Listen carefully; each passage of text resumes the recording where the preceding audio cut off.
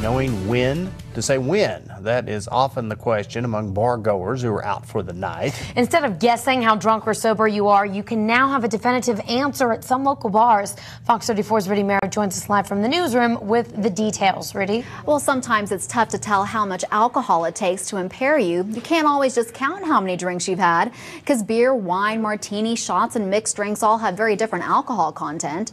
So Jim Thompson of American Commercial Testing is putting these do-it-yourself breathalyzer tests at local bars.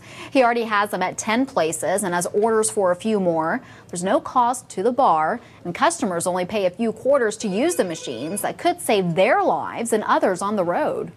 It's the false sense of security. One of the very first stages of inebriation, you go into a bit of a euphoric phase. You feel great. You feel good. There's no reason to think that you're not at that point in your own mind, even though by the time you reach that, you're probably too impaired to drive safely. And even though these breathalyzers can tell you if you're legally drunk or not, you may want to play it safe and not drive at all if you've consumed any alcohol, since drinking and driving are such a deadly mix. And coming up tonight at 9 o'clock, we'll tell you which places already have these breathalyzers here in Lubbock. They look like pinball machines. Yeah, it looks like a game almost with all of the flashing lights. Do some people do this sort of for entertainment versus safety? Well, some people like to play drinking games to see how drunk that they can get, and so there actually is a cap on these machines. 0.08 is if you have a blood alcohol level above 0.08, at 0.08 or above here in Texas, you are considered legally drunk. So there's a cap on these machines of 0.2. It doesn't go any higher than 0.2 this to discourage people from playing drinking games and just using it as some form of entertainment. Now, I noticed that there was sort of a some sort of disclaimer above one of them. I mean, are they warning people that, how accurate are they? And is it a danger if, if the machine sort of trips up?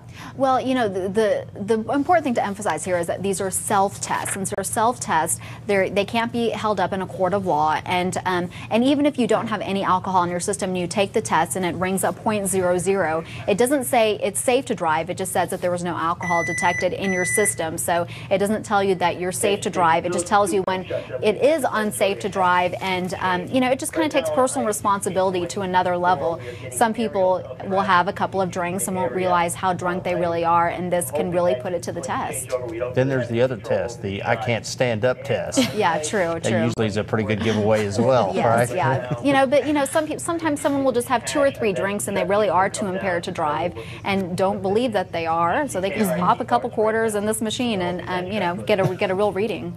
Yeah, cover it. Is it like tell your fortune too? Or? No, you're right. It is bright and there's lots of flashing lights and a little bit of caution with them. You have to wait 5 to 10 minutes after your last drink to actually get a more accurate reading. So that there are instructions on there and whatnot.